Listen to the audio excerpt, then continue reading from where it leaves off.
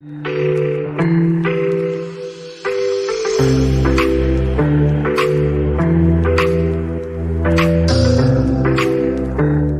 I was going to say a good majority of my time I am writing and uploading photos in my car or at a Starbucks or some other place that's just nearby with internet, or I have my phone Wi-Fi hotspot thing and just like cranking it out there. I think you, in our situation, you have to be a very self-starter and be very planned and organized and take the initiative to do all the reporting and everything that we need to do and be really like independently working as yourself. But again, I do love our newsroom aspect, and like being in a newsroom is awesome because you just get to bounce ideas off of each other. And that's something that working in a student newsroom, that's awesome. Everyone's kind of mingling and talking about the different news stuff, which is cool. And I enjoy working in a newsroom, but now I feel like I am just like working in my car a good amount of time, or just again, like anywhere with the closest Wi-Fi to file a story and get it submitted on the deadline.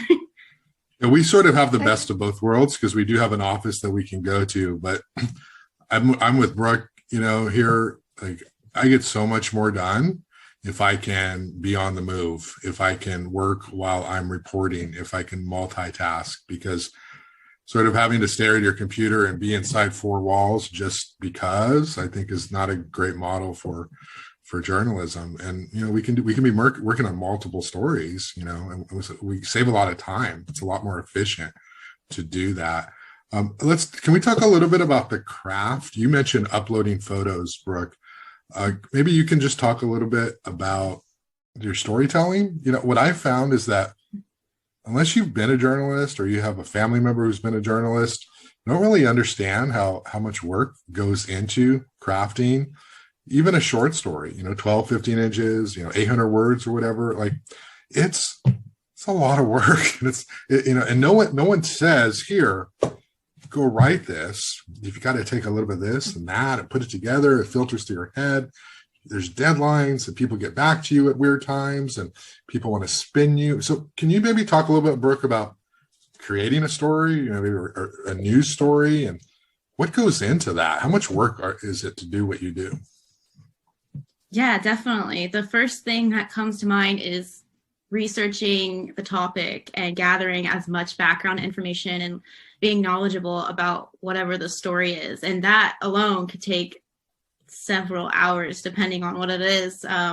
Again, as years go by, you gain more background research and knowledge of what is going on. So it's a little easier to figure out how to connect the dots. But fresh out of the gate, I remember when I started Noozhawk, I was like, oh, I went to college, Santa Barbara City College. I know the community. But then when I came back in as a professional reporter, it was just opened all these new doors and such, and just tracking back the topic to so many years and just understanding it yourself to be able to ask the questions that are relevant and, get new information. But first step, I guess, for me is just really researching the topic and then going out and thinking about who are the key main sources and who needs to be incorporated in the story to give, both all the different voices to tell it, which could take, again, a good amount of time, and just really thinking about who are key players in the story. And it starts a lot with me just going online and searching people or organizations or groups and stuff, and then reaching out to them and requesting the interview and stuff, and trying to focus your story as much as you can on the topic. But then once you get the interview, you learn so much more about what is going on, and trying to weave through that all to gather the most newsworthy information.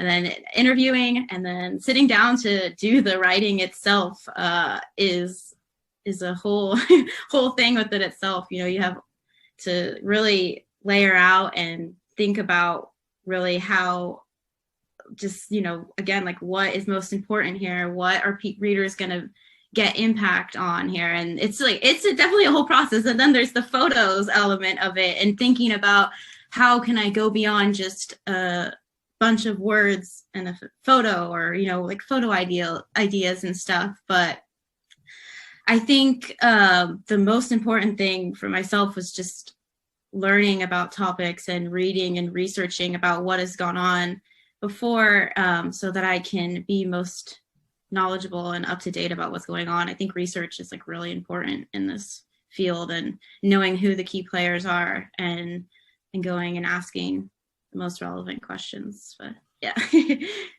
What about you, Jade? What is your process like? I'd say it's pretty similar.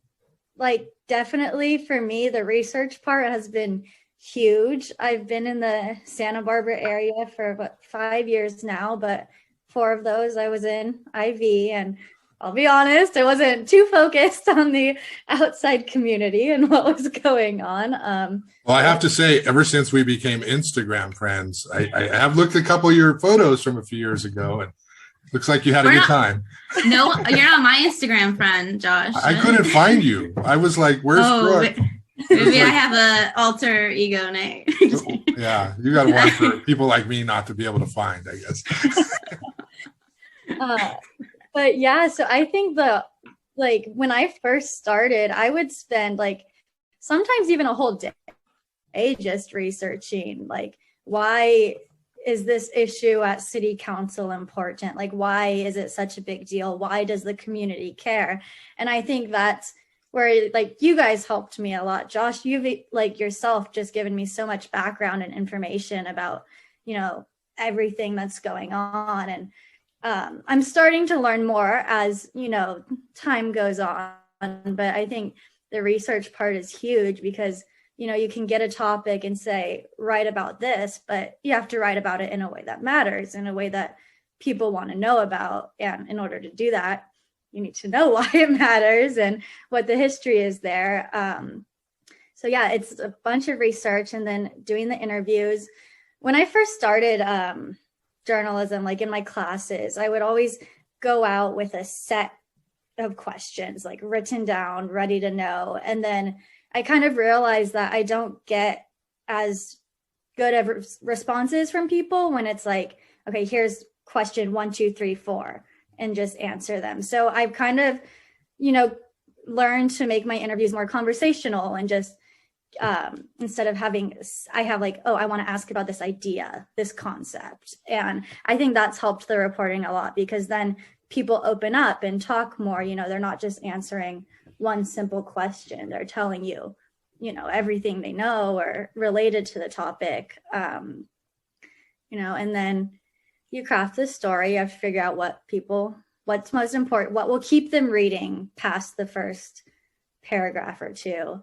First of all, do you guys have a TikTok account? And do you think there's a place for news on TikTok? Because if you've seen the Washington Post guy, it's super popular. And it's just this whole other world that obviously that's where the readers are, the young reader or the young viewers. Can you imagine being able to get a young viewer into reading a newspaper article through goofy TikToks? That would be amazing if you could figure out that formula. What do you think, Jade? Honestly, I do have a TikTok. It's on private. I make stupid. They're all about Taylor Swift.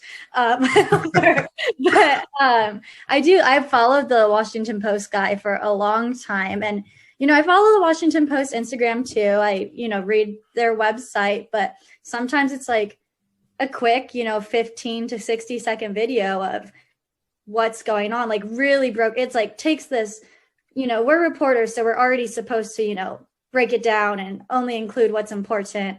And that's our story. And then you do that in a 15 to 60 second video. I think it's kind of like a craft. Yeah. I just think it's pretty cool. I always thought of bringing it up to Noozhawk, but I don't think our audience is very on TikTok. But I think it's a good way to get, the younger people out there and have them have these reliable news sources on a platform that they are interested in. Yeah, I'm this close to starting a TikTok and just seeing if there's a market for 40-something guy talking about podcasting and maybe news as well. I mean, it sounds stupid, but like there's so many weird people who are popular on TikTok. Like there's no like recipe for like, I mean, it's almost like the most unique you are, the better, you know. You anti-TikTok, Brooke? I don't have a TikTok, but it kind of makes me think when I was at Cal State Northridge, I think Snapchat just came out and that was like the hot thing. But now Snapchat is getting maybe it got replaced sort of with like Instagram and then Instagram, TikTok, and all these like, cause all the companies always buy each other out and all that stuff. So it's kind of like, what is going to be like a trend for a while, or what's really going to like continue on and resonate with people beyond a few years? And I mean, I think it's good to like be like, if everyone's using TikTok is a go-to, you know, like for maybe news information, or just I use it mostly just to like look at funny things. But I think they put the TikTok like things on Instagram now, or I don't even know, they're called videos. So I do like, because it has a little TikTok stamp on it when I'm like scrolling through Instagram. So they kind of like cross platforms, you know. So I guess it's cool to think about like you could post it on this and then it can also be on a different social media platform. But it's like, I don't know, Snapchat was like a cool thing and now it's not. And so was like Vining. I remember that when I was in high school. And that's kind of like TikTok, right? It's like short videos, really quickly edited, and like kind of I mostly saw it for like comedy things, but now that's like not a thing anymore. So I don't know, there's always new social media platforms like coming out every few years, and I think I got left behind on the TikTok thing though. Well, there's still time. I draw the line at Snapchat though. If you ever see me with a Snapchat, just come put me out of my misery. I'm done. Lost it.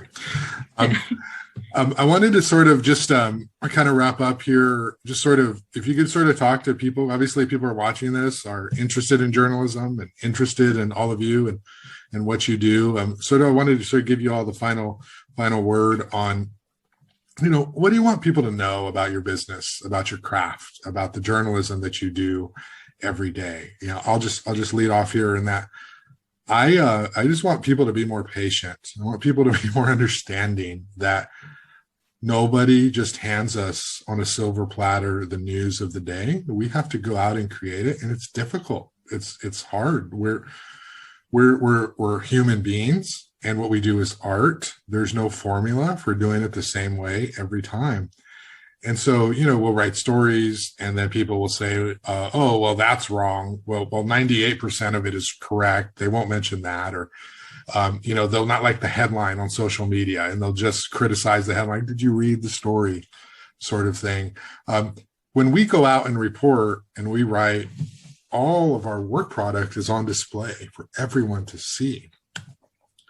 Not a lot of people have that. Like a lot of people, they make mistakes on their job and no one ever knows except internally.